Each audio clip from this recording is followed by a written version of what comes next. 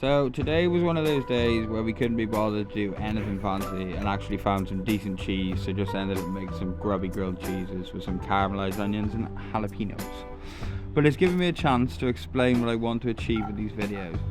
Obviously the main goal is trying to create wonderful food with the tools and location given, but I'm also going to be posting about our travels and food and activities we enjoy along the way. So I'll be posting about awesome things like big food markets in India and Nepal and whatever after, all the strange, weird and wonderful food they eat, but also talking to the locals and hopefully joining them in how they cook and create such great cuisine. I'm aiming away from the normal travel vlog a bit. I want this to be a little out there with what we get up to, especially what we eat. We will be having a lot of fun with the videos, and hopefully the videos will be something that everybody can enjoy, not just foodies. But I will still be doing my thing in the kitchen whenever I get a chance. Thank you to those who have pointed me in the right direction for this little project, and I hope you enjoy the videos to come.